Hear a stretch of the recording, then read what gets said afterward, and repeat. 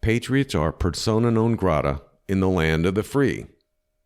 That would be America for you Gen Zs who might be unaware of the concept. Several years back, a high school coach was fired for daring to kneel on the football field after a game in a moment of silent prayer. It took years, a lot of money, and a miracle from the Supreme Court to get his job back.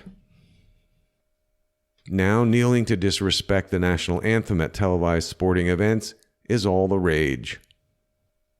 And something called the Black National Anthem was added to the Super Bowl pregame events in a nod to what I would call neo-segregation, and what is clearly a stance against one nation indivisible.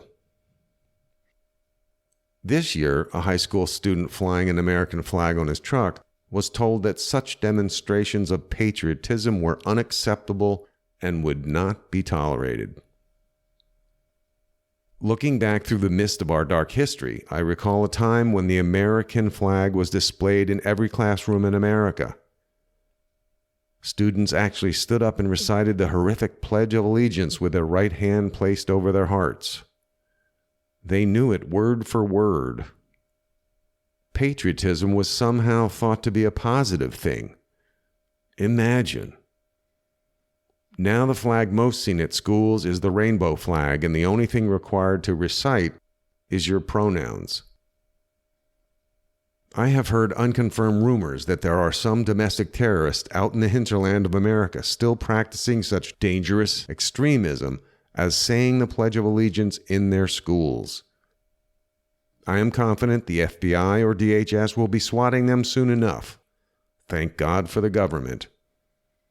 Check that. Not God. He is also persona non grata and not to be allowed within 1,000 feet of any public school property. Patriotism is now considered a gateway drug to domestic extremism, along with Christianity and stay-at-home moms.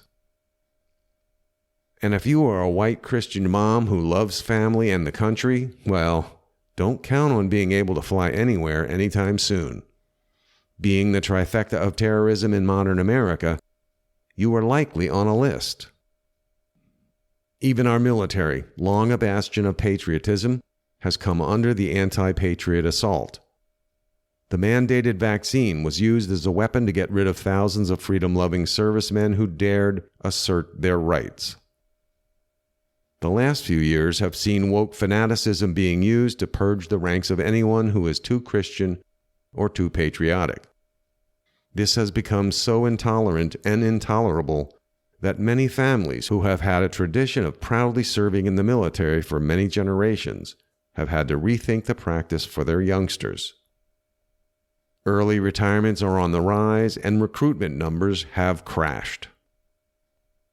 The West Point Academy, the premier military university in America, did a thorough year-long study and held discussions among leading military minds that culminated in a decision to expunge 3 words from their mission statement.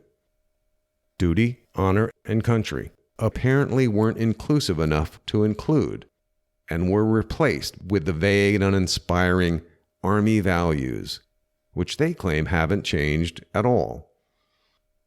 With recruitment posters featuring cross-dressing servicemen and pregnant flight suits for pilots, generals talking up white fragility and other leftist tropes, and military bases changing their names to avoid hurting anyone's feelings, I think I'd have to disagree on that one. Police departments across the country are losing seasoned veterans and facing the same recruitment shortfalls, so much so that the military branches and police departments have had to lower both physical and educational standards in a desperate attempt to keep up. The message in both arenas has been clear.